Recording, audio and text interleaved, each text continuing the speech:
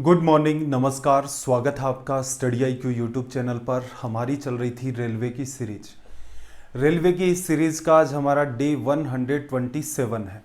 Starting के 90 days में हमने सिलेबस कंप्लीट किया था, उसके बाद रिवीजन की 15 क्लासेज हुई थी, फिर हमने स्टार्ट किया था मॉक टेस्ट। आज हमारा मॉक टेस्ट नंबर 22 है। मॉक टेस्ट का लेवल रेलवे के कंपैरिजन में काफ़ी डिफ़िकल्ट रहता है। अगर आप पुराने किसी भी रेलवे के पेपर को कंपेयर करेंगे तो ये बात आपको अच्छे से पता चल जाएगी। तो सेशन को ध्यान से देखें। सेशन स्टार्ट करने से पहले ज़रूरी बात, ये अपना टेलीग्राम का चैनल है वासु स्टडी IQ, इसे आप ज़रूर ज्वाइन करें। नीचे वाला पार्ट इसका डाउट ग्रुप है, जहाँ पर आप एग्ज़ाम रिलेटेड अपने डाउट्स पूछ सकते हैं। तो चलिए फिर आज का सेशन स्टार्ट करते हैं। एक सवाल आपके सामने रखा है, SSC CGL मेंस का ये सवाल है, ध्यान से देखना।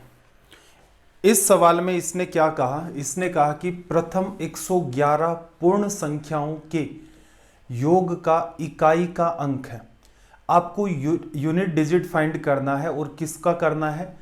होल नंबर्स का। स्टार्टिंग्स के 111 होल नंबर्स का आपको यूनिट डिजिट फाइंड करना है। देखो, नेचुरल नंबर आपके स्टार्ट होते हैं 1 से, होल नंबर स्टार्ट होते हैं आपके 0 से। इसका मतलब सबको ऐड करना है, 0 1 2 3, इस हिसाब से ये चलता जाएगा। ये सीरीज कहाँ तक ख़त्म करें? तो देखना, अगर हम काउंटिंग 1 से स्टार्ट करते तो 111 तक टोटल 111 नंबर हो जाते, लेकिन हमने सीरीज स्टार्ट की है 0 से। इसका मतलब ये सारा का सारा मामला जाकर ख़त्म होगा किस पर? 110 पर। इन सभी को ऐड करके यूनिट डिजिट हमें फाइंड करना है। अब बेटर क्या रहेगा कि भाई इस पार्ट को आप ऐड कर दो, इसको ऐड कर दे। रीजन क्या है? इसमें आप 0 ऐड करेंगे तो वैसे भी 0 ही आना है।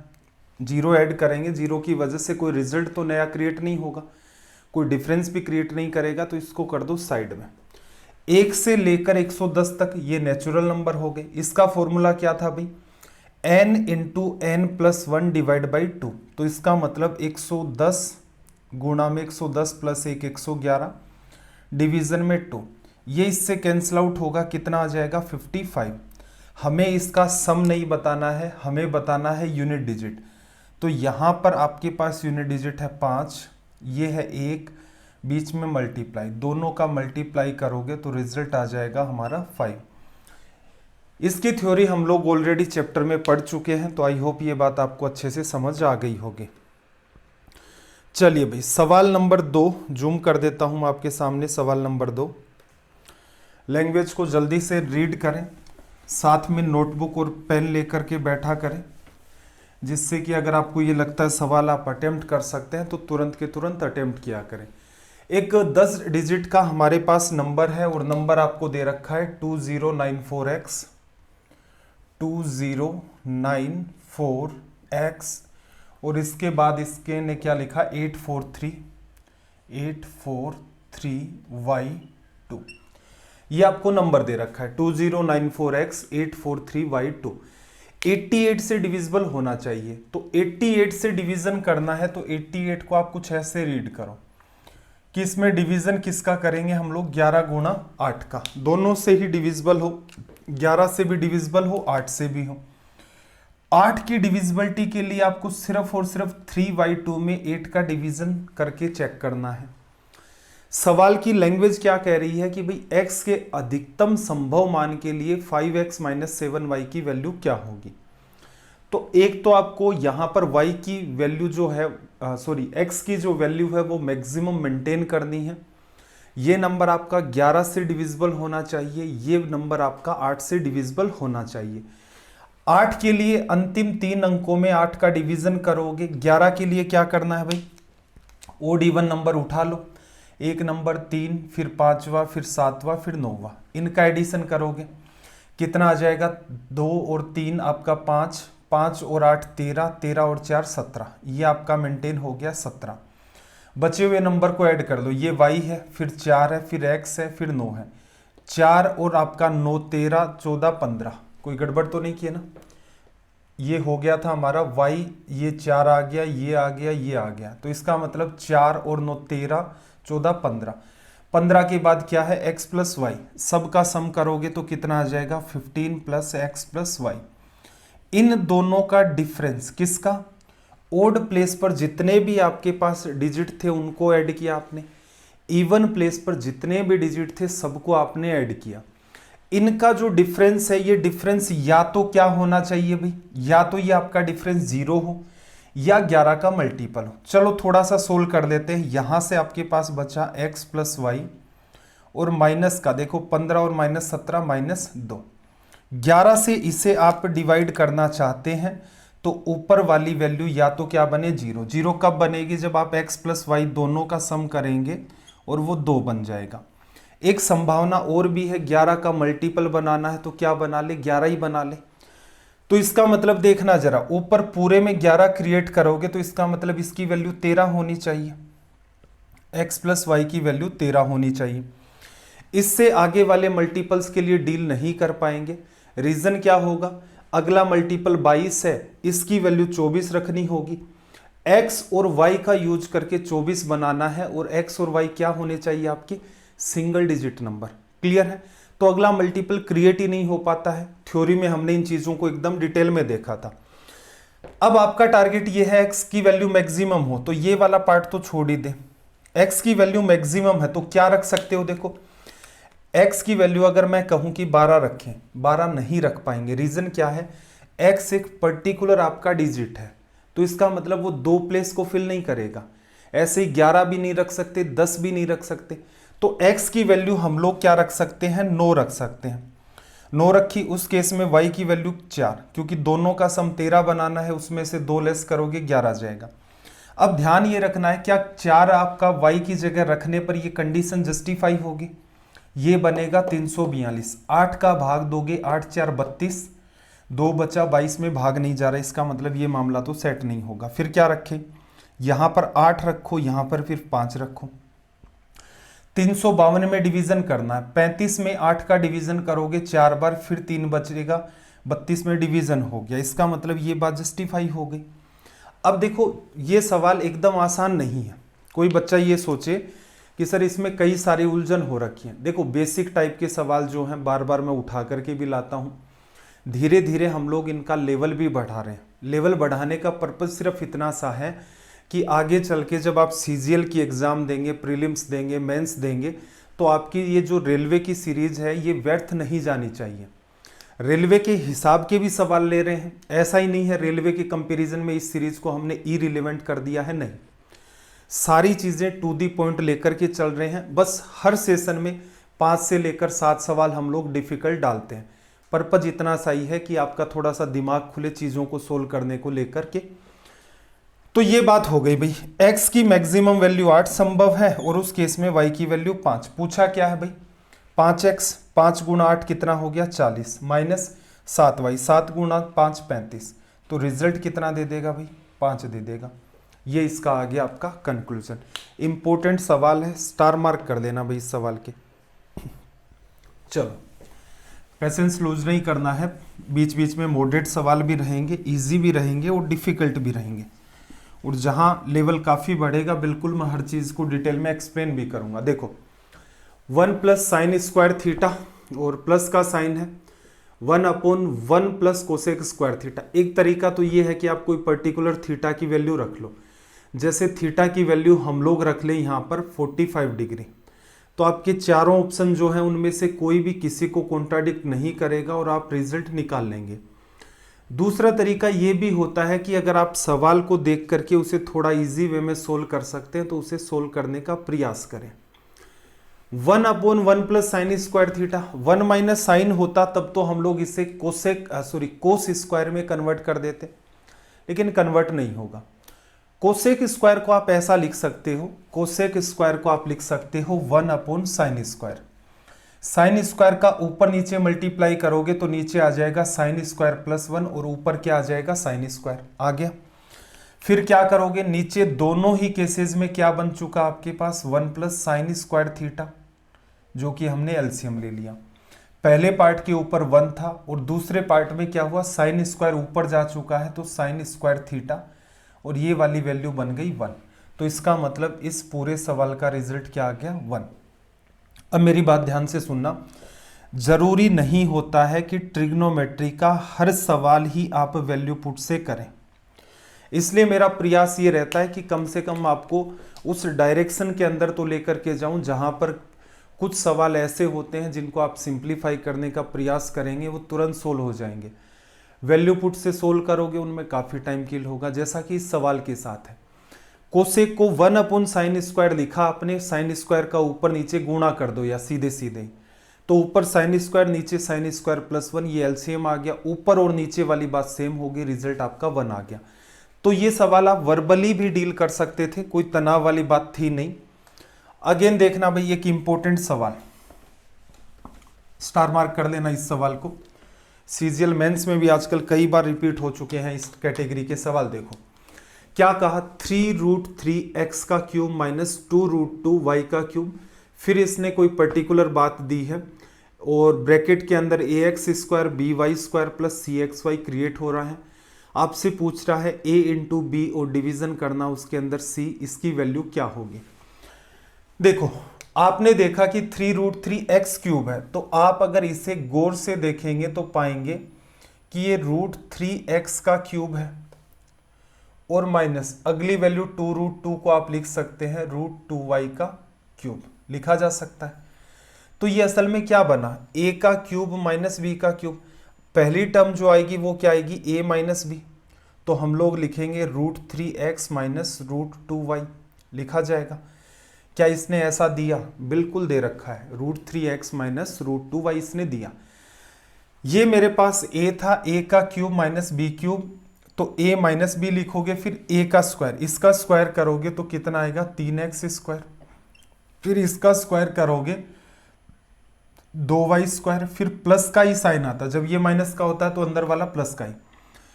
फिर आगे क्या लिखते हो, a इंटू में b, इन दोनों का गुणा करोगे तो √6 और xy। आपको उसने क्या दिया भाई, आपको उसने दी ये बात, फिर ब्रैकेट में क्या दिया, x² की टर्म दी, y² की टर्म दी और xy की टर्म दी। तो यहां से साफ साफ तय हो गया कि x² का जो मल्टीपल है वो क्या है a, ऐसे ही y² का जो मल्टीपल है वो हमारे पास क्या है b, और ऐसे ही xy का जो मल्टीपल है वो हमारे पास क्या है c। पूछा क्या है, a इंटू बी, 3 गुणा में 2 6, और उसमें डिवीजन किसका करना है, c का, √6 का। तो यहां से जो हमारा रिजल्ट क्रिएट होगा वो क्या होगा, √6। ठीक है, अगर आप ठीक ठीक कॉमन सेंस लगा ले जाते हैं तो इस सवाल को देखना जरा एग्जाम में कैसे डील करते हैं। पहली शर्त तो ये है कि आपने पहले ऐसे 4-5 सवाल एटलीस्ट कर रखे हों। दूसरी शर्त क्या है कि आप चीज़ों के अंदर थोड़ा सा सीधे सीधे पेन नहीं उठाते हैं, किए हुए आपके जो सवाल हैं आपको एक आइडिया भी रहता है कि बिना पेन टच किए भी इसमें काफ़ी सारा पार्ट आप डील कर ले जाएंगे। सबसे पहला काम था आपने रीड किया √3x का होल क्यूब माइनस √2y का होल क्यूब। पहली टर्म a माइनस बी की बननी थी, बन चुकी है। अगली टर्म में क्या होगा भाई, √3x का होल स्क्वायर, तो यहां से सीधे सीधे ही कंपैरिजन करते x² का मल्टीपल 3 आता तो a की वैल्यू 3 हो गई, गुणा अगली टर्म का स्क्वायर होगा तो 2y² बनता, b की वैल्यू कितनी आ गई भाई 2। फिर क्या करते भाई, ab की टर्म और क्रिएट होती है ब्रैकेट के अंदर ही, √3x इंटू में √2y, तो इसका मतलब √6xy, xy का मल्टीपल c है जिसकी वैल्यू कितनी है √6। सोल्व करते तो रिजल्ट आ जाता आपका √6।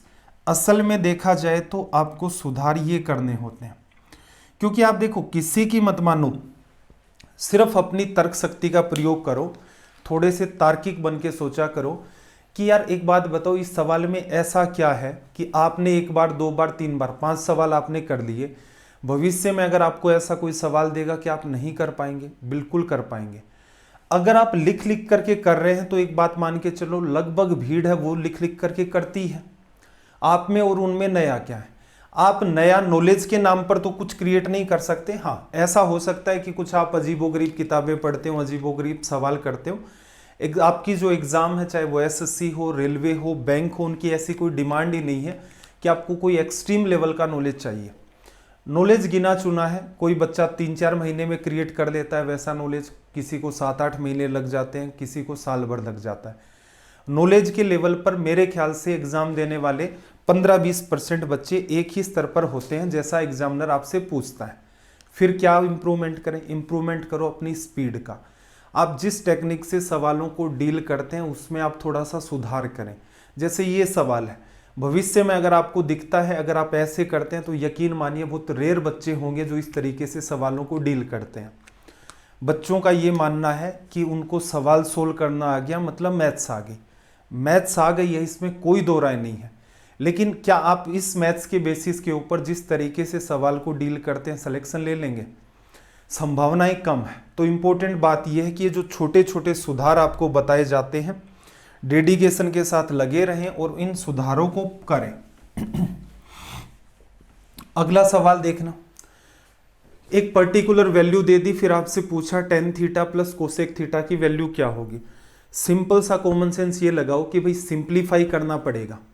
सीधे वैल्यू पुट करोगे, जैसे थीटा की वैल्यू 0 से 90 के बीच है तो 30 डिग्री, 60 डिग्री और 45 डिग्री, तीन संभावनाएं हैं। ठीक है, इनको जज करने से बेटर क्या है, थोड़ा कॉमन सेंस लगाएं। क्या भाई, कोस थीटा तो आपने साफ साफ दिख रहा है दोनों के पास ही है, कॉमन ले लिया। एक का एलसीएम 1 माइनस साइन थीटा है, दूसरे का 1 प्लस साइन थीटा, तो पूरा एलसीएम जो आएगा वो क्या आएगा, 1 माइनस साइन थीटा इंटू में 1 plus sine theta. x minus y को x प्लस वाई से गुणा करोगे, क्या आएगा, x square minus y square. तो यहां क्या आएगा भाई, 1 माइनस साइन स्क्वायर थीटा, इसे आप लिख दें सीधे सीधे कोस स्क्वायर थीटा। अब ये जो बात है, कोस थीटा बाहर चला गया, यहां भी 1 यहां भी 1, ये 1 प्लस साइन थीटा और ये वाली बात 1 माइनस साइन थीटा, साइन से साइन कट गया तो 2 बचा, 1 और 1, और इक्वल में आपके पास क्या बचा भाई, 4 लिखा जा सकता है। ये पार्ट आपका इससे कट गया, इसकी अगर हम लोग बात करें ये 2 आ गया, तो देखो ये 2 नीचे की तरफ आएगा, 1/2 बराबर कोस थीटा। थीटा की किस वैल्यू के लिए 1/2 इसका रिजल्ट होगा, तो आप कहेंगे कि 60 डिग्री के लिए। सोल्व कर लिया, 60 डिग्री रख दो भाई, टेन 60 की वैल्यू √3 और कोसेक 60 की वैल्यू रखोगे, साइन 60 की वैल्यू क्या होती है, √3/2, तो ये हो जाएगी 2/√3।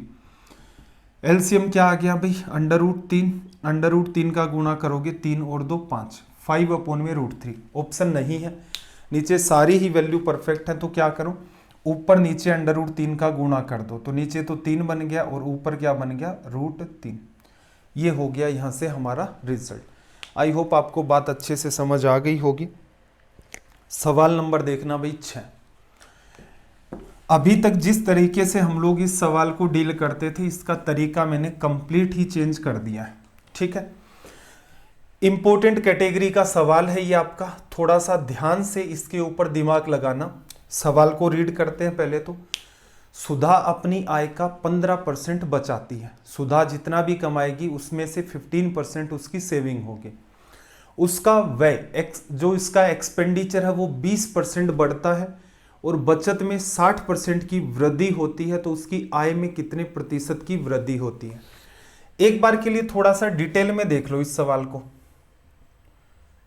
ओरिजिनल की अगर हम लोग बात करें तो हमारे पास डेटा क्या होता है भाई, हम बैलेंस करते हैं डेटा को, इनकम इक्वल्स टू में एक्सपेंडिचर प्लस सेविंग, आय बराबर व्यय प्लस बचत। 15% पहले केस में बचत बता रही थी, तो हमने ये मान लिया ओरिजिनली वो क्या करती है, 100 रुपये कमाती है, 15 रुपये वो बचा लेती है, तो इसका मतलब उसका खर्चा कितना होता है, 85 रुपीज। अब नीचे वाले पार्ट में हम लोग नया पार्ट नहीं निकालते थे, नीचे वाले पार्ट में क्या डील करना सिखाया था आपको, एक्स्ट्रा का सीन, कि उसने एक्स्ट्रा कितना कमाया। अगर मान लो वो 30 रुपये एक्स्ट्रा कमाती है, इसमें से 10 रुपये एक्स्ट्रा खर्चा कर देती है, तो सेविंग के हिस्से में ऑटोमेटिक 20 रुपये एक्स्ट्रा आ जाएंगे। इंपॉर्टेंट बात यही थी, अगर आप ये तरीका नहीं फॉलो करेंगे तो आपका टाइम काफी कंज्यूम हो जाएगा। ठीक है, अब देखना उसका व्यय 20% बढ़ता है।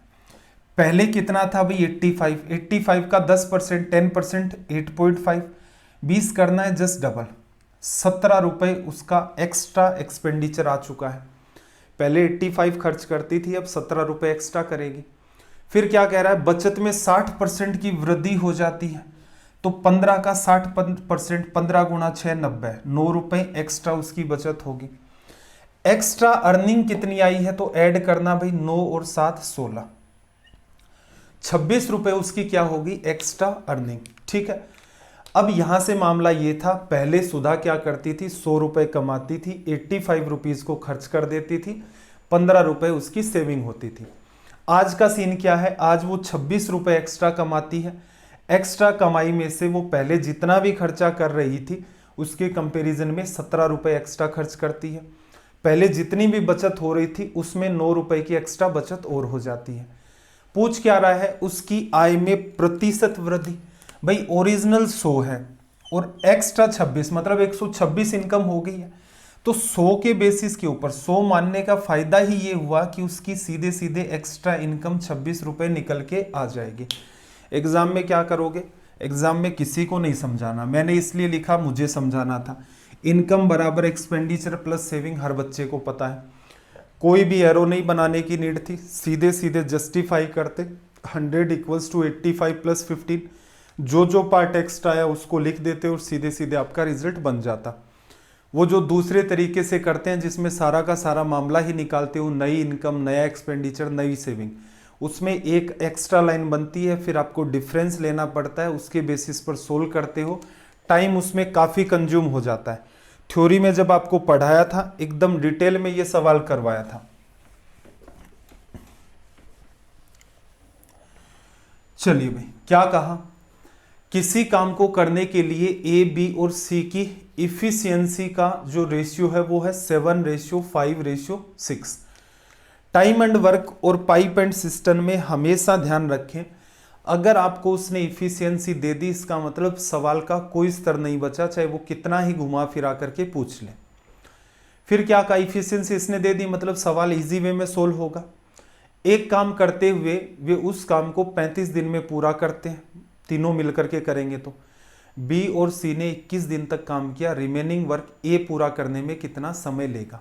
पहले तो निकालो भाई टोटल वर्क, देखना 35 डेज लग रहे हैं तीनों को, और हर रोज ये कितना काम करते हैं भाई, ऐड करो 7 5 12 और 6 18, हर रोज 18 लड्डू खाते हैं तीनों मिलकर के।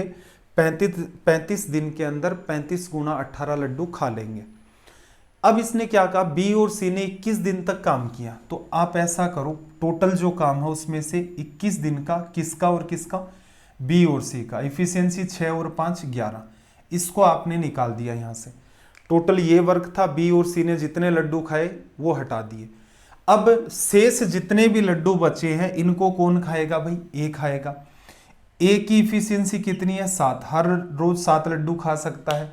ए अकेले पूरा कार्य करने में कितना टाइम लेगा, तो सोल्व कर दो भाई। 7 का डिवीजन इसमें और इसमें दोनों में ही करना पड़ेगा, 5 आ जाएगा 3 आ जाएगा। 18 5 90 में से 18 5 90 में से 11 गुणा 3 33 लेस करो, 90 में से 30 चला गया 60, 60 में से भी 3 लेस कर दोगे तो 57 अपना यहाँ से क्या बन जाएगा, रिजल्ट लिखा जा सकता है। चलिए भाई अगले सवाल की बात कर लेते हैं। बोर्ड मास का आपका एक सवाल है, देखना जरा।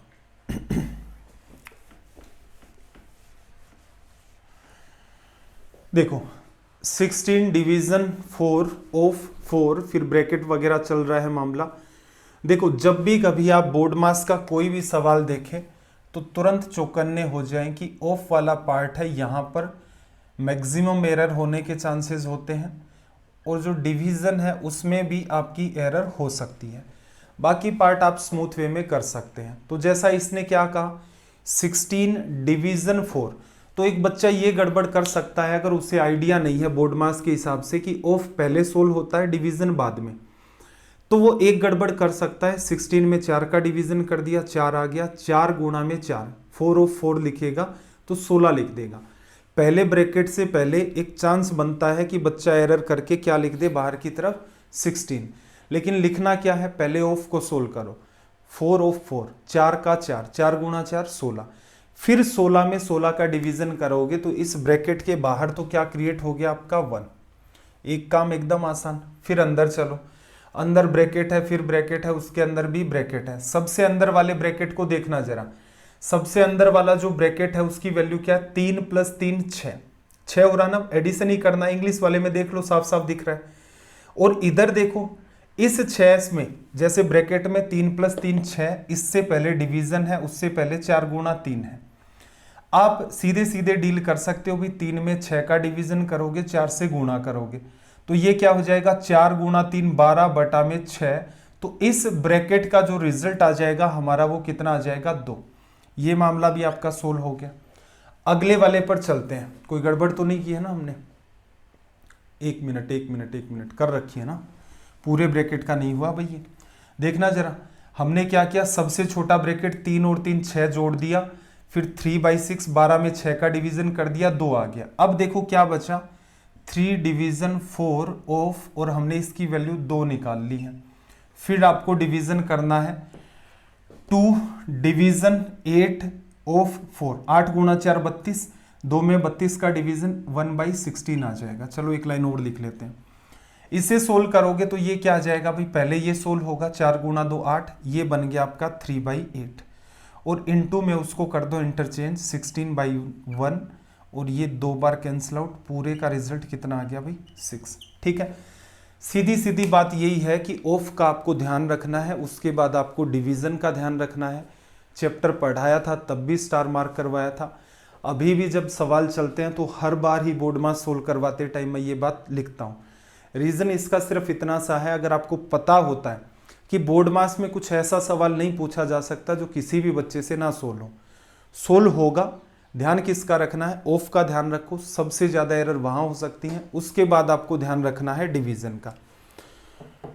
चलिए भाई सवाल नंबर 9 देखना, थोड़ा सा सवाल को जूम कर देता हूँ मैं।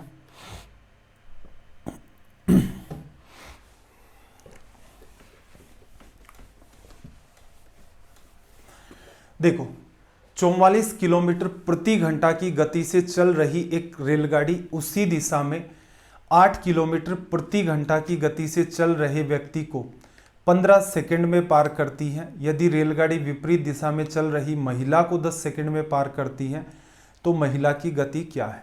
देखना जरा, असल में देखा जाए तो यहाँ पर आप ऑब्जर्व करेंगे स्पीड कितनी है भाई 44, और उसी डायरेक्शन के अंदर एक आदमी चल रहा है, तो स्पीड रिलेटिव आपकी कितनी हो जाएगी 44 - 8, 36 किलोमीटर पर आवर।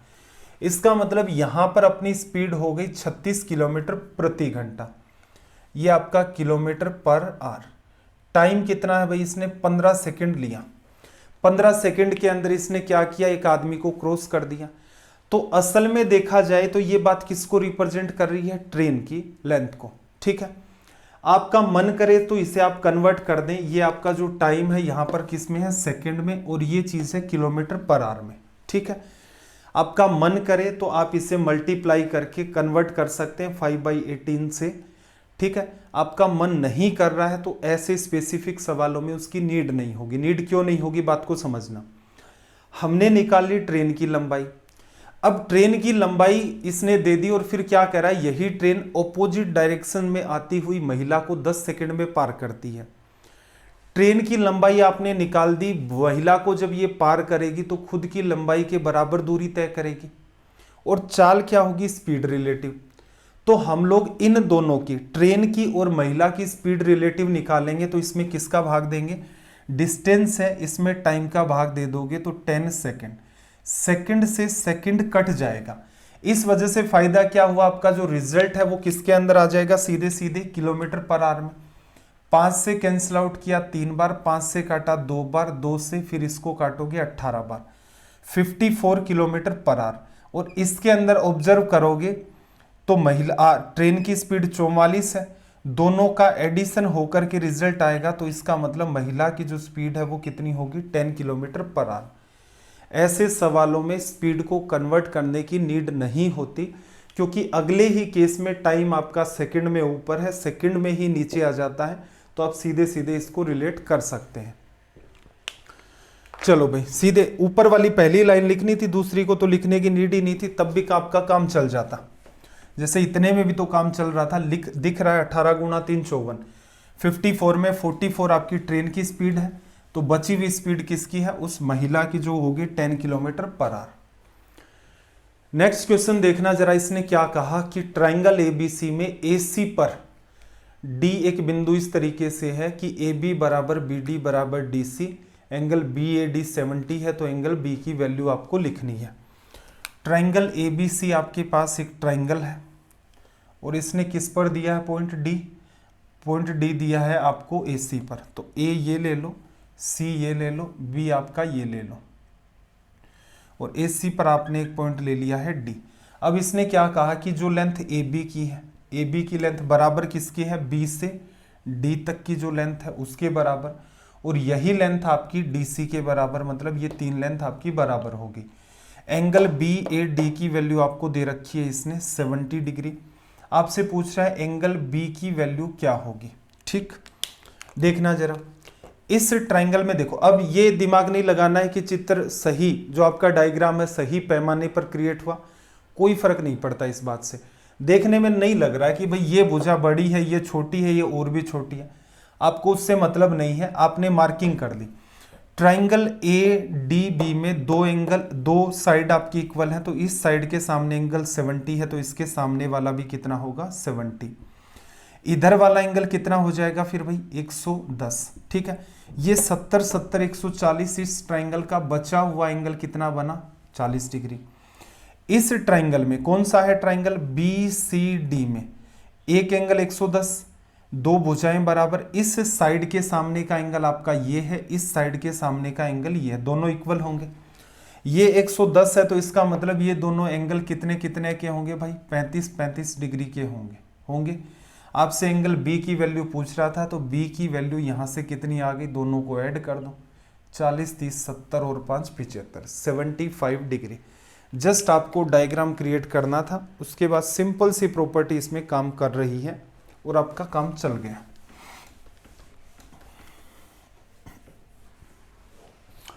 देखना जरा क्या कहा, ट्राइंगल ए बी सी का क्षेत्रफल एक इकाई है, एक यूनिट है।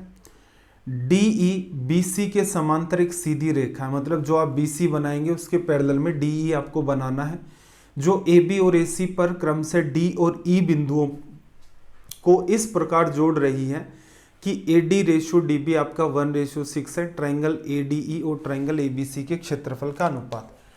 देखो ये सवाल तो वैसे सिमिलरिटी का है, सिमिलरिटी में मिड पॉइंट थ्योरम तो हमने रेलवे में वैसे भी कवर की थी, फिर भी मैं सवाल उठा रहा हूं। मेरा पर्पज ये है कि रेलवे में तो सवाल देखने में नहीं मिला, लेकिन एसएससी में ऐसे सवाल आते हैं, ठीक है, काफ़ी आते हैं और धूमधाम से आते हैं, तो आपको थोड़ा थोड़ा बीच बीच में आइडिया भी रहेगा, तो मॉक टेस्ट के अंदर कुछ ना कुछ तो आप नया सीखते ही रहेंगे।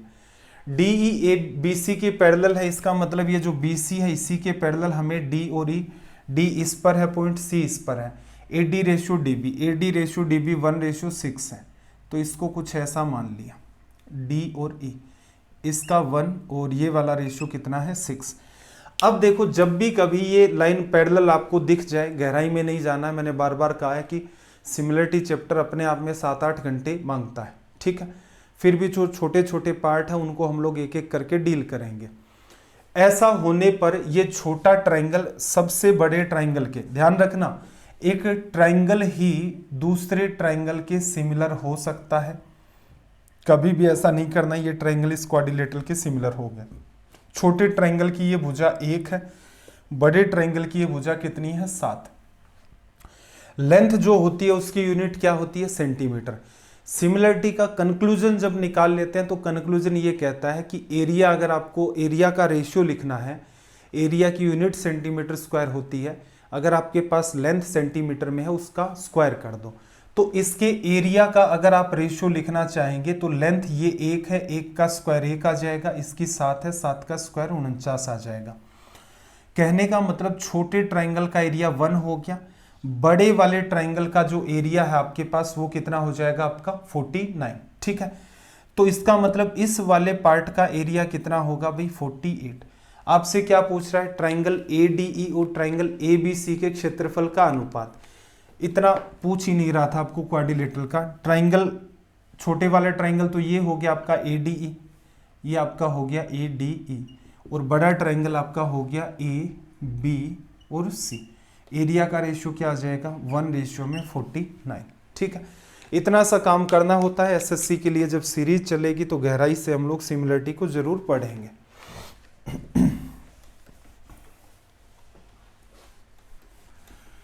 चलो अलजेब्रा का एक इम्पोर्टेंट सवाल और है। मुझे उम्मीद है कि जो आपको मैंने काम दिया है बार बार मॉक टेस्ट में आपने वो कर लिया होगा। अगर कर लिया है तो ये सवाल सीधे सीधे डील हो जाता है, नहीं किया है काम तो ये कॉम्प्लेक्स हो जाता है। देखो a plus B plus C की वैल्यू आपको 2 दे दी, a square plus B square plus C square की वैल्यू आपको 26 दे दी। आपसे पूछ रहा है a का क्यूब प्लस b का क्यूब प्लस c का क्यूब माइनस 3abc। आप अच्छे तरीके से जानते हैं कि a का क्यूब प्लस b का क्यूब प्लस c का क्यूब बराबर क्या होगा भाई, बराबर होगा a प्लस बी प्लस सी, जिसकी वैल्यू कितनी है 2। ब्रैकेट में क्या लिखोगे भाई, a square plus B square plus C square, जिसकी वैल्यू कितनी है 26। फिर माइनस क्या करना है, माइनस करना है A B plus B C plus C A. अब A B plus B C plus C A की वैल्यू नहीं पता है तो थोड़ा दिमाग लगाओ। कैसे, a plus B plus C का सी आपको दे रखा है, इसका होल स्क्वायर कर दूं तो 4 आएगा। होल स्क्वायर करेंगे, किसका किया मैंने, a plus B plus C का होल स्क्वायर 4 लिख दिया। इधर आएगा a square plus B square plus C square, ये कितना आ गया 26 आ गया। प्लस का साइन 2 इंटू में यहाँ पर जो वैल्यू आएगी वो यहाँ क्रिएट हो जाएगी, twice of A B B C C है। अब इसे जब आप सरल करेंगे, थोड़ा दिमाग लगाना भाई, ये 26 है ये इधर चला गया, माइनस का होगा 4 माइनस 26 कितना हो जाएगा भाई -22। 2 का डिवीजन करोगे तो कितना आ जाएगा -11। यहाँ क्या लिखना है -11, तो माइनस माइनस का क्या हो जाएगा प्लस का। 26 में आपने 11 जोड़ दिया, 20 10 30 और 37, 37 का जस्ट डबल करोगे कितना आ जाएगा भाई 74। ठीक है, अगर आपने इस पार्ट पर अच्छे तरीके से कमांड कर रखी है तो वो पार्ट आपको ऊपर वाला नहीं लिखना था, आप यहाँ से भी अपना काम चला सकते थे। अलजेब्रा के लिए बार बार मैंने आपको ये कहा है कि ये जो 5-6 फॉर्मूले हैं इनके ऊपर अच्छे तरीके से दाएं बाएं, अंदर का पार्ट चेंज होगा, बाहर का पार्ट चेंज होगा, कैसे कैसे सवाल बनेंगे।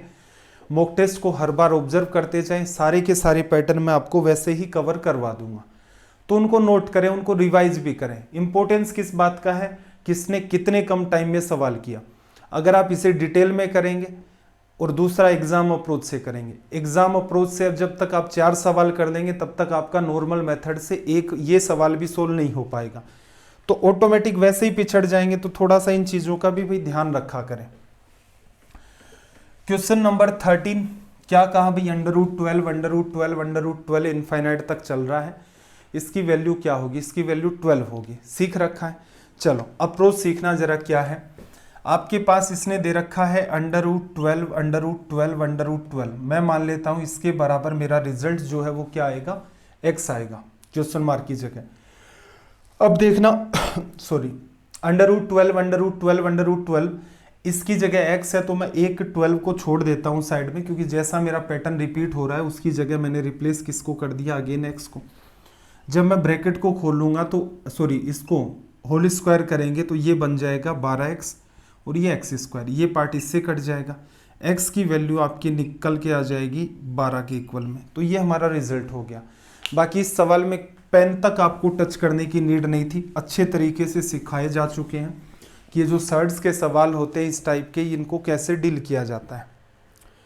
चलो भाई सवाल नंबर 14 की बात कर लेते हैं। क्या कहा देखना, 1 + tan square theta plus 1/tan square theta, tan square theta का इन्वर्स है। चलो सवाल के थोड़ा सा स्टार मार्क लगा लेना कि हमारे मन में ऐसे सवालों को लेकर अमूमन ये रहता है कि वैल्यू पुट कर दें। वैल्यू पुट में कोई बुराई नहीं है, एक वैल्यू लेकर के आप चल सकते हैं। जैसे थीटा की वैल्यू आपने 45 ले ली तो यहाँ से 1 1 2 2 4, के की वैल्यू 4 आ गई, √k की वैल्यू 2 आ गई। पहले ऑप्शन में आप रखते 45 डिग्री तो आपका रिजल्ट 1/√2 इंटू में √2 आता, यही बनता, ये तो 1 आ गया। Cosec theta into sec theta √2 into √2 result 1 देगा। Cosec theta into cos theta भी √2 और √2 की वजह से 1 रिजल्ट, सॉरी ऑप्शन बी आपका √2 इंटू √2 2 रिजल्ट देगा। ऑप्शन सी आपका 1 देगा, ऑप्शन डी आपका 1/2 देगा। तो एक तरीका तो आपका ये हो सकता था कि आप थीटा की वैल्यू पुट करते 45 डिग्री और इस वजह से आपका ऑप्शन जो था आपका बी वो क्या हो जाता करेक्ट। ठीक है, एक संभावना है। एक दूसरा तरीका भी सोचने का प्रयास करें, 1 + tan स्क्वायर थीटा प्लस का 1 और 1/tan स्क्वायर थीटा, क्या मैं इसे ऐसे नहीं लिख सकता? Ten square theta plus 1 upon में टेन स्क्वायर थीटा और प्लस का 2 लिखा जा सकता है। क्या मैं इसे ऐसे नहीं लिख सकता कि मुझे दी गई बात असल में देखा जाए तो tan theta plus 1 upon tan theta का क्या है, होल स्क्वायर। पता कैसे चला भी, क्या सपना आ गया? सपना इतना सही है कि आपने ठीक प्रैक्टिस कर रखी है। ठीक है, टेन स्क्वायर थीटा आएगा यहाँ से, 1 अपॉन टेन स्क्वायर थीटा यहाँ से, फिर 2 इंटू में this one into this one cancel out होकर के ये बना लेगा। इसकी वैल्यू किसके बराबर है भाई? इसकी वैल्यू बराबर है किसके, के। अंडर रूट के जब आप निकालेंगे तो थोड़ा ध्यान से देखना, नीचे की तरफ आपके पास क्या आ जाएगा, यहाँ पर टेन थीटा, ये हट चुका है अंडर रूट की वजह से। यहाँ देखो टेन स्क्वायर थीटा प्लस 1 क्या बन गया भाई, sec square theta. Tan theta को मैं क्या लिख लूँ, साइन अपोन में कोस। कोस ऊपर जाएगा, एक सेक को खत्म कर देगा तो क्या बचेगा, सेक थीटा, इनटू में साइन यहाँ है 1 अपोन साइन आपका क्या बन जाएगा, कोसेक थीटा। तो ये आपका क्या है, आंसर। ठीक है, असल में अगर आप पहले प्रैक्टिस करके इन सवालों की रखते हैं तो ये लाइन आप चाहें तो ख़त्म कर सकते हैं और ये लाइन भी ख़त्म कर सकते हैं। सवाल यहाँ से स्टार्ट हो सकता है, ऐसा करना संभव है क्योंकि ये कोई मुश्किल कैटेगरी के सवाल नहीं है। आप अपनी आदतों को थोड़ा सा चेंज करने का प्रयास करें, जल्दी जल्दी ये सवाल हो जाते हैं। बाकी ये सवाल वैल्यू पुट से भी हो रहा था। चलो भाई अगला सवाल देखना।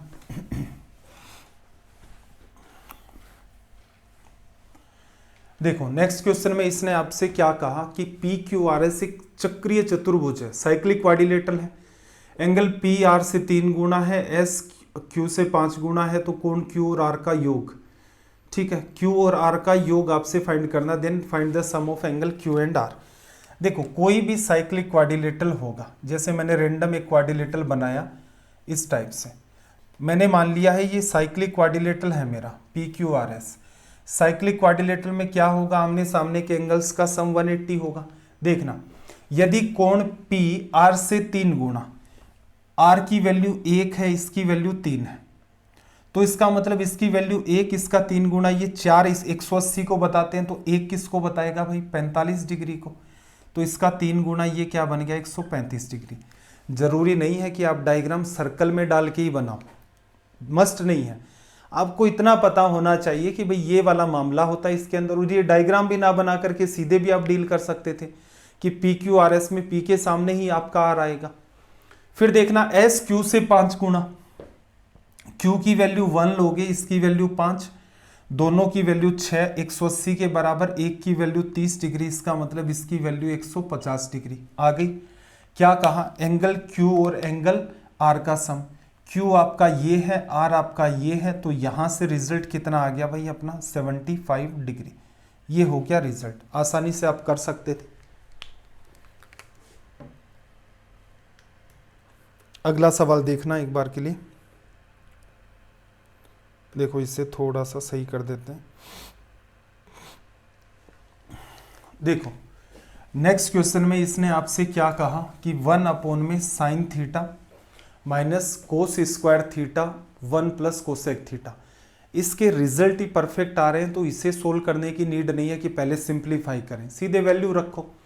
वैल्यू भी ऐसी रखो जिससे तनाव ना हो, जैसे 0 डिग्री रख तो दे, साइन 0 की वैल्यू 0, लेकिन कोस की इनफाइनाइट हो जाएगी, समस्या पैदा करेगा। 90 डिग्री अगर हम लोग लेकर के चलें तो टेन 0 की वैल्यू क्या होती है आपकी, 90 डिग्री ले लेंगे तो बात बन जाएगी। 1 अपॉन में साइन 90 1 हो गया, फिर कोट स्क्वायर अपॉन में 1 प्लस कोसेक 90, ये नीचे अपॉन में 2 आ गया, कोट 90 की वैल्यू आपकी हो गई 0। ठीक है, यहां से आपकी बात बन जाएगी, रिजल्ट आपका 1 आएगा।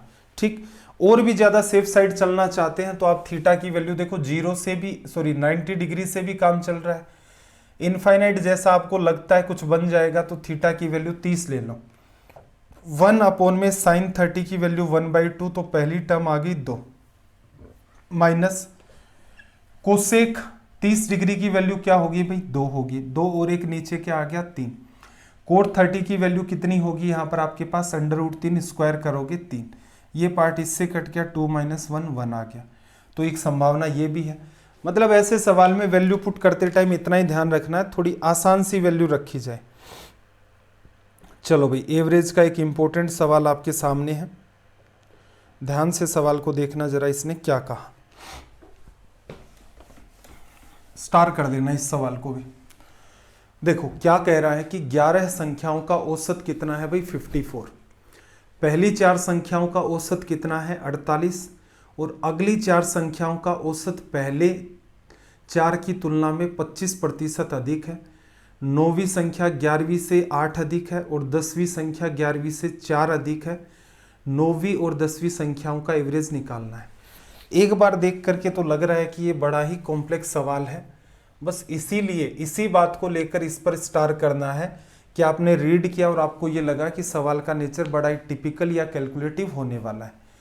अब बात को समझना, टोटल 11 संख्याएं, पहली 4 अगली 4 8 हो गई, फिर 9 10 और 11वें नंबर की, सभी का एवरेज कितना भी 54 पहली 4 संख्याओं का। तो ध्यान रखना, अगर मैं पहली 4 संख्याएं ग्रुप से निकाल देता हूं तो इनका एवरेज कितना था भी 48, सबका एवरेज 54 था, इनका एवरेज 48 था। ये जब ग्रुप से बाहर जाएंगे तो क्या करेंगे, सबका एवरेज 54 बन रहा है, इनका 48 है, ये ग्रुप से बाहर जाएंगे तो खुद के हिस्से का 48 ही जा रही है, जाना कितना चाहिए था 54, पूरे ग्रुप का है। 6 वैल्यू कम छोड़ के जाएंगी तो 4 संख्याओं की वजह से 6 4 24 की ग्रुप के अंदर क्या हो जाएगी, वृद्धि हो जाएगी। अगली 4 संख्याओं का औसत पहले की 4 संख्याओं के कंपैरिजन में 25% ज्यादा है। 48 का 25%, 1/4 करोगे कितना आएगा 12, 48 में 12 जोड़ दिया कितना आ गया भाई 60। तो इसका मतलब अगली संख्याएं एवरेज, 4 संख्याएं बाहर की आपने 54 एवरेज मान रखा था, लेकिन इनकी वैल्यू तो 60 निकली। एक संख्या ग्रुप से जाएगी 54 तो लेकर जाएगी 6 और ले गई, तो 4 संख्याओं ने कितने की कमी कर दी भाई 54 की। ठीक, तो इनके वजह से ऑल ओवर ग्रुप पर क्या फर्क पड़ा, कोई फर्क नहीं पड़ा। काम की बात यही तो है। देखो एवरेज पूरे ग्रुप का 54 है, 4 संख्याओं का 48 है, तो -6 की कमी चल रही है। 4 संख्याओं का कितना है +6 मतलब 60 है। अगर ये संख्याएं 4 और एक तरफ 4 एक तरफ 5 होती तो हो सकता है इसी तरीके से मामला करते तो बैलेंस होना ही नहीं था, तो कुछ और दिमाग लगाते। तरीके अपने पास बहुत सारे हैं, बेस वैल्यू कॉन्सेप्ट्स हैं, लेकिन अगर आप ऐसे भी लिखते हो जो कि हर सवाल पर तरीका आपका काम करता है, तो भी आपने देखा कि पहले जो संख्याएं जा रही हैं वो ग्रुप के अंदर 24 छोड़कर जा रही हैं, बाद वाली ने 24 एक्स्ट्रा उठा लिया, मतलब इन्होंने तो बैलेंस कर दिया। तो इसका मतलब बची हुई 3 संख्याओं का एवरेज भी कितना होगा 54, पीछे वालियों का 54 मेंटेन हो गया, 8 संख्याओं का, अगली 3 का भी 54 मेंटेन करना है। अब इसके अंदर 11वें नंबर की संख्या x है, 10वें नंबर की संख्या क्या है भाई 11वीं से 8 अधिक, तो आप लिख सकते हो x प्लस का 8, और जो इसमें क्या कह रहा है 9वीं संख्या, सॉरी 9वीं संख्या इससे 8 अधिक है और ये 4 ज्यादा है। ठीक, ये आपकी 9th नंबर की, 10th नंबर की, 11th नंबर की, सबका सम क्या होगा 54 × 3, 50 गुणा 3 150, 4 3 12 162। देखना 8 और 4 12 आपने लेस कर दिया, 150 बचा, 3x की वैल्यू 150, x की वैल्यू कितनी आ गई 50।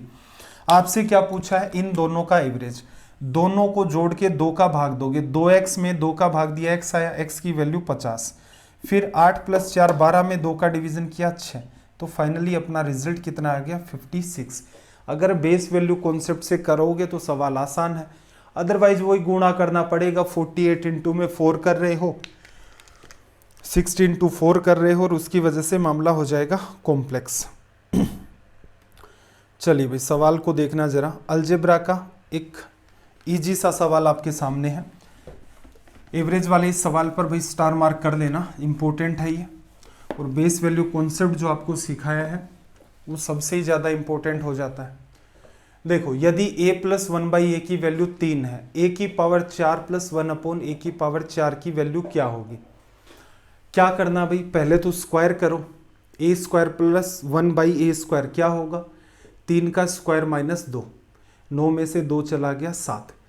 अगेन स्क्वायर करोगे तभी पावर 4 पर जाओगे, तो 7 का स्क्वायर -2 करोगे यहाँ से, तो रिजल्ट कितना आ जाएगा 49 - 2 47। क्या किया, स्क्वायर का स्क्वायर करना है, प्लस से प्लस में ही जा रहा है मामला। 3 का स्क्वायर -2 7, 7 का स्क्वायर -2 47। ये भी वर्बली होने वाला ही सवाल था, कई सारे सवाल ऐसे हमने कर लिए हैं। चलो भाई देखना जरा, इसने क्या कहा, 3 संकेंद्रीय वृत्त आपको दिए, 3 आपको दिए हैं इसने कोसेंट्रिक सर्कल्स, मतलब ऐसे सर्कल जिनका सेंटर एक ही पॉइंट होता है। ठीक है, ग्राफ सा डायग्राम बना लेते हैं। रेडियस कितनी दी भाई इनकी, छोटे वाले की 4, बड़े वाले की 5 और सबसे बड़े वाले की कितनी है, 7। 2 आंतरिक वृत्तों के बीच का जो क्षेत्रफल है, 2 सर्कल, पहला ये दूसरा ये, इनके बीच का जो एरिया है हमारा ये वाला, ठीक है, का 2 बाहरी वृत्त, बाहर वाले 2 सर्कल कौन से हैं भाई, एक ये है और एक ये है, इनके एरिया के साथ इसका रेशियो क्या होगा। तो बाहर वाले 2 सर्कल तो मैंने उनके बीच का जो एरिया लिया है वो तो ये रेड वाला पार्ट हो गया और ये वाला ब्लू हो गया। इनके एरिया का अगर आप रेशियो निकालोगे तो रेशियो क्या आएगा, तीनों का एरिया लिखोगे तो पाई रेडियस 1 स्क्वायर, पाई रेडियस 2 स्क्वायर, पाई रेडियस 3 स्क्वायर, रेशियो लोगे तो पाई से पाई कट जाएगा, मतलब रेडियस का स्क्वायर कर देंगे तो एरिया का रेशियो निकल के आ जाएगा। ठीक है, इन दोनों, मतलब ये जो ब्लू वाली पट्टी है इसका एरिया निकालना है, तो देखो बड़े सर्कल की रेडियस 5 है, एरिया 5 का स्क्वायर 25, छोटे सर्कल की रेडियस 4 है, 4 का स्क्वायर 16, पूरा एरिया इस सर्कल का 25 हो गया, उसमें से अंदर वाला घटा दो, क्योंकि 5 की वजह से जितना भी ये बड़े वाला सर्कल आपको दिख रहा है इसका एरिया निकला है 25, इसमें से 4 का स्क्वायर 16 लेस कर दिया, 9 बचा।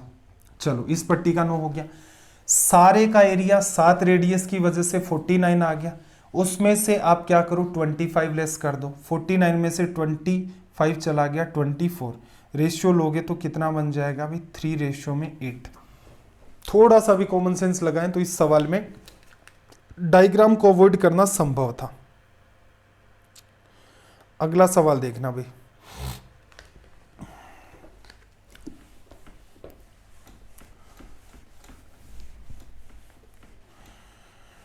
देखो केंद्र O और त्रिज्या 10 सेंटीमीटर वाले वृत्त में PQ और RS क्रमशः x सेंटीमीटर और 12 सेंटीमीटर लंबाई की 2 समांतर जीवाएं हैं, दोनों ही O के विपरीत दिशा में स्थित हैं। एक तो इंपॉर्टेंट लैंग्वेज ये है कि विपरीत दिशा में स्थित होने का मतलब क्या है। जैसे अगर मैं डायग्राम बनाना चाहूँ, ये मेरे पास एक सर्कल ले लिया मैंने और इसका सेंटर O ले लिया, दोनों की दोनों कोड विपरीत दिशा में है, both the chords are in the opposite sides of the O। इसका मतलब क्या है, O के इस डायरेक्शन में या O के इस डायरेक्शन में। ठीक है, ऐसे नहीं समझ में आएगा, लैंग्वेज में कन्फ्यूजन होता है कि सर विपरीत दिशा हो क्या समझे। अगर मैं ये कहूँ कि दोनों कोड्स एक ही साइड के अंदर है तब क्या समझोगे, तब आप कहोगे कि सर O इसका सेंटर है, एक तरफ कोड एक हो गई और इसी तरफ सेंटर के इसी तरफ दूसरी कोड हो गई, तो इसका मतलब ओपोजिट का मतलब यहाँ पर सीधा सा ये है, O आपका सेंटर है, एक ऊपर की तरफ बनाओगे एक नीचे की तरफ बनाओगे, इसका मतलब होता है यहाँ पर ओपोजिट। ये तो लैंग्वेज का कंफ्यूजन हो सकता है। ठीक है, PQ और RS के बीच की दूरी दे रखी है, चलो बिना दिमाग लगाए हम लोग क्या बना लेते हैं, एक कोड बना ली हमने PQ और एक कोड हमने बना ली RS। ऐसे सवालों में आपको कोड्स पैरेलल मिलती हैं, इसने पैरेलल दे रखी है ना, हाँ। O सेंटर है, त्रिज्या इसकी कितनी है वाली 10 सेंटीमीटर इसकी रेडियस है। क्या करो, इस सवाल में सिर्फ इतना ही करना है, एक परपेंडिकुलर ड्रॉ कर लो, सेंटर से होते हुए कोड के 2 टुकड़े कर देगा, इधर भी परपेंडिकुलर हो गया 2 टुकड़े कर देगा, पैरेलल लाइन है और इनके बीच परपेंडिकुलर ड्रॉ किया तो यहाँ 90 तो इधर भी 90। ठीक है, ये तनाव आपको नहीं लेना था। PQ और RS के बीच की दूरी 14 दे दी, PQ की जो लेंथ है वो कितनी है 12, तो इसका मतलब ये 6 है, ये 6 है और ये दूरी कितनी है भाई आपके पास 10। अब सवाल आप सोल्व करना स्टार्ट कर दो। कैसे, 90 के सामने 10 है, ये 6 है तो ये कितनी 8, ये पूरी की पूरी लेंथ यहाँ से यहाँ तक कितनी बताई है भाई 14, तो ये दूरी कितनी हो जाएगी 6। आपको पता है ये रेडियस आपकी 10, 6 और 10 की वजह से ये 8 आ जाएगा तो इधर भी 8। RS की जो वैल्यू निकल के आई वो कितनी आ गई 16। एक बार के लिए ऐसे 2-3 सवाल आप कर लेंगे तो आपको हमेशा लगेगा कि इनकी जो कैटेगरी है वो एक तरीके से नकली ही है। आगे एक इंपॉर्टेंट सवाल और उठाया है, सवाल के लगा लेना भाई आप यहां से स्टार मार्क, इंपॉर्टेंट सवाल है कंपाउंड इंटरेस्ट का। देखना क्या कहा किसी व्यक्ति ने एक निश्चित राशि 10% वार्षिक दर पर 3 वर्ष के लिए उधार ली, जबकि वार्षिक ब्याज संयोजित था, मतलब ईयरली वही है, कंपाउंडेड आपका चलेगा। 2 वर्ष पश्चात, 1 मिनट इस बात को थोड़ा सा देख लेते हैं।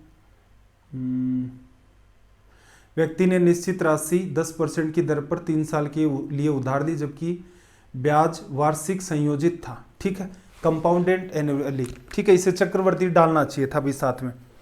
2 साल के बाद 6,634 का भुगतान कर दिया, तीसरे साल के अंत में 13,200 का भुगतान कर दिया। उसके द्वारा उधार ली गई राशि कितनी थी? ठीक, अब मुझे एक बात बताओ, दर जब आपकी 10% चलती है तो 10% का मतलब 1/10 होता है। इंपॉर्टेंट सवाल है, ध्यान से समझना कि मामला क्या है।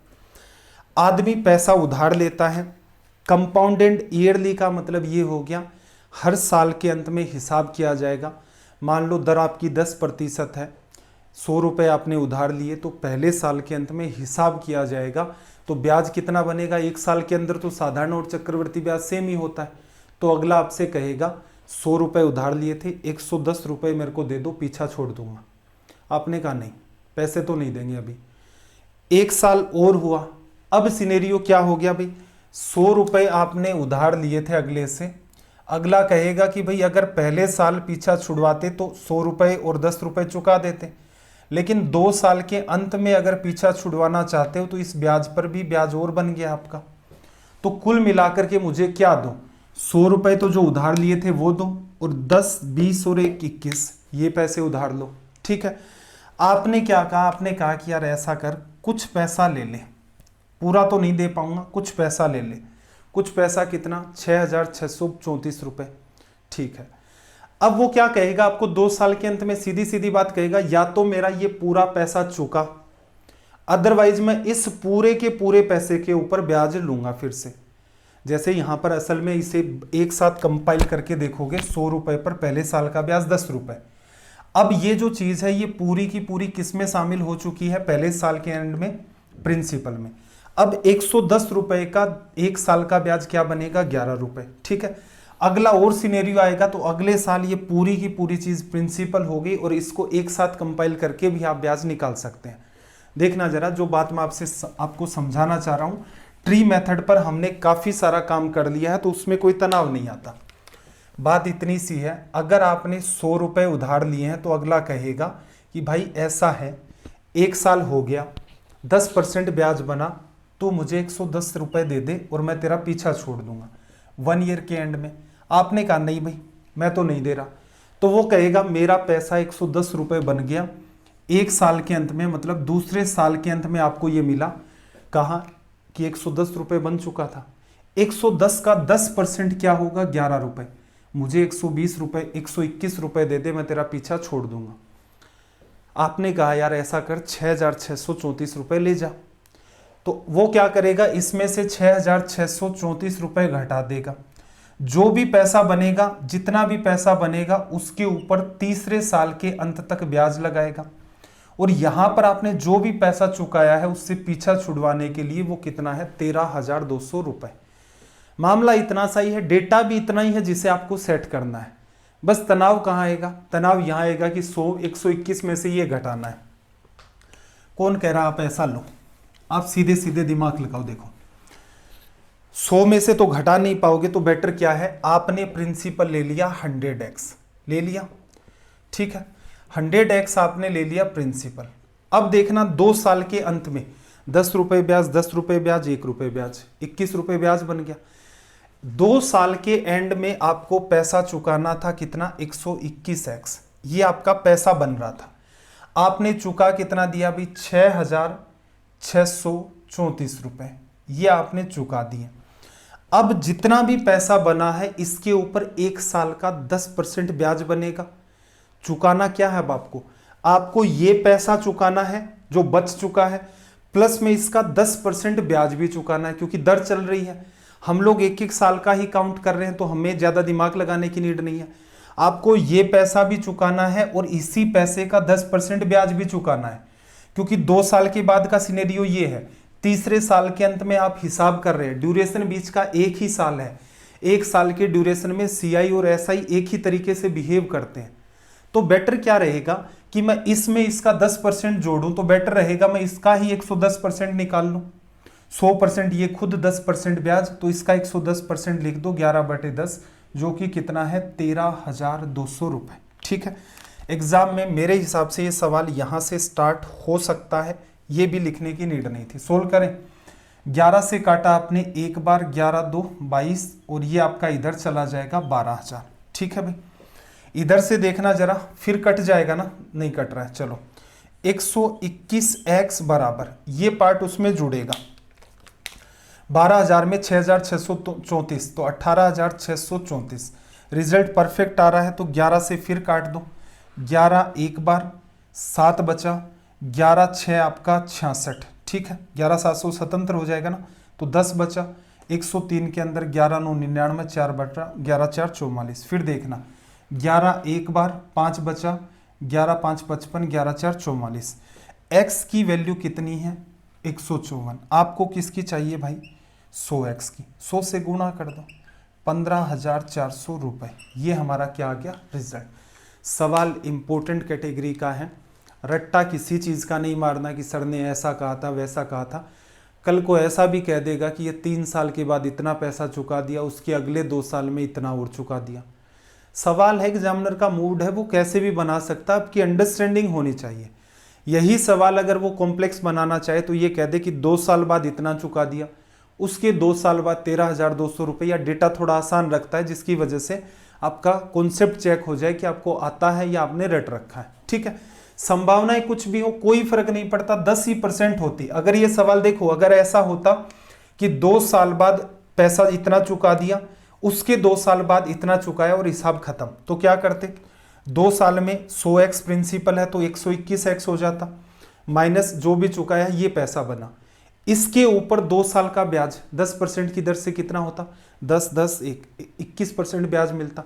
तो यहां पर जो संख्या हमने 110% लिखी है वो ना लिख करके 121% लिखते, उसके इक्वल में कोई डेटा रहता, उसे हम लोग सोल्व करते और अपना स्मूथ वे में रिजल्ट आ जाता। तो हमेशा प्रयास करें कि चीजें अंडरस्टैंड करनी है, रट्टा नहीं मारना। देखो जैसे ये वाला सवाल है, इसको थोड़ा सा सिंप्लीफाई करते हैं। एक अप्रोच हम लोग पहले सीख चुके हैं, उसी के साथ एक अप्रोच का और हिंट दिया था। देखना जरा, कुछ फलों को 100 रुपए में 11 की दर से खरीदा और उतने ही फल 100 रुपए में 9 की दर से खरीदे। आप क्या करो भाई, एक फल ले लो, एक फल की रेट कितनी है 100 रुपए में 11, एक की कितनी आ गई 100/11। एक ही फल आप 100 रुपए में किसकी दर से 9 की दर से, दूसरे की रेट कितनी आ गई 100/9। 2 फल खरीद लिया आपने, ये क्या है आपकी सीपी है, और इनको बेच दो आप, वो आपकी क्या हो जाएगी एसपी। किस रेट में बेचना है भाई 100 रुपए में 10, एक फल की रेट क्या होगी 100 में 10 का भाग दे दिया 10 रुपए। फल कितने लाए हो 2, कितने में बेच दोगे भाई 20 में बेच दोगे। ठीक है, सरल कर लें इस बात को, सरल करना है तो देखो 11 गुणा 9 99 एलसीएम आ गया, 99 को इधर मल्टीप्लाई कर दो, 11 गुणा 9 इधर आ गया, 100 इसमें से आपने कॉमन ले लिया, इधर देखना 9 ये जाएगा, 11 इधर जाएगा, 20 काट दो, 100 रुपए की चीज 99 में गई, 1% का क्या हो गया लॉस। कैलकुलेशन क्या की क्या नहीं की, ऊपर से चली गई होगी, मेरे हिसाब से ऊपर से जानी तो नहीं चाहिए। एक बार आप इसी पैटर्न को खुद से ट्राई करना। एक पैटर्न और भी बताया था, ये भी आपको आना चाहिए, वो भी आना चाहिए, जिससे कि आपका सवाल एग्जाम में छूटे ना, और लैंग्वेज आपको ठीक ठीक लग रही है तो आप इसे प्रीफर कर लें। चलो भाई, डीआई वाले सवाल मैं नहीं करवा रहा हूं, स्क्रीनशॉट आप इस सवाल का ले लो, क्योंकि कोई दमखम वाले नहीं लग रहे हैं। वैसे एक सवाल देखना चाहो, चलो देख लेते हैं।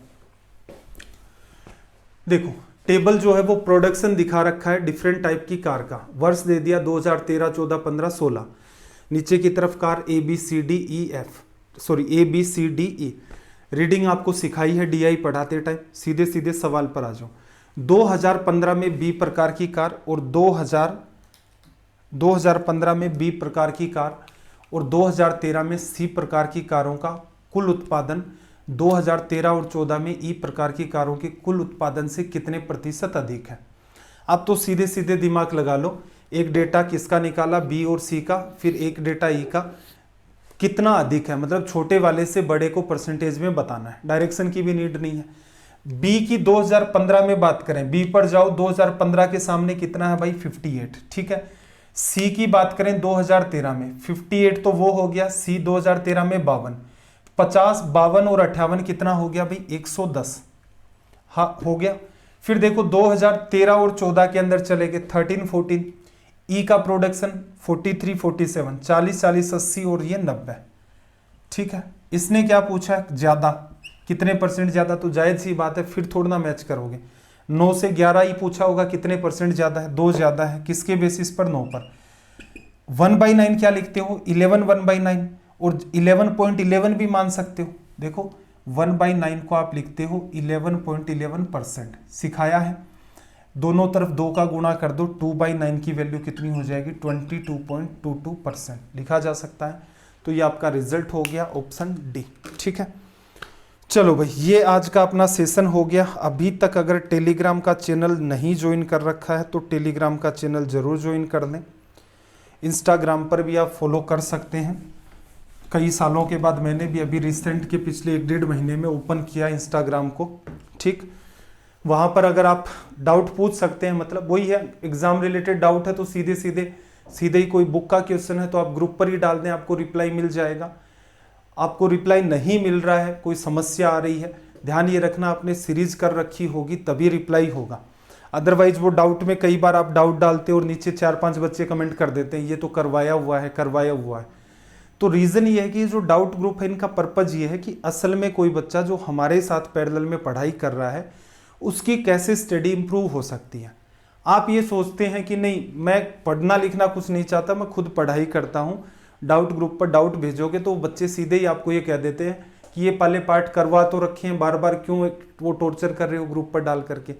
और जैसे ही आप ये ऐसा डाउट डालते हैं कि मान लो आपने लगातार सीरीज देखी, आपको पता चला कि यार ऐसे सवाल नहीं हुए, आप ग्रुप पर डालते हो आपको तुरंत रिप्लाई भी मिल जाते हैं, ठीक है। तो पर्पज वही है कि जो बच्चे अपने साथ जुड़े हुए हैं, तो मेरा मोटिव ये है कि उनकी तैयारी किसी न किसी तरीके से अगर बेहतर हो सकती है तो उसे बेहतर बनाया जाए। चलिए भाई आपको सेशन कैसे लगते हैं एटलीस्ट कमेंट जरूर किया करें। आपके कोई अगर सजेशंस हैं तो सजेशंस भी रखा करें।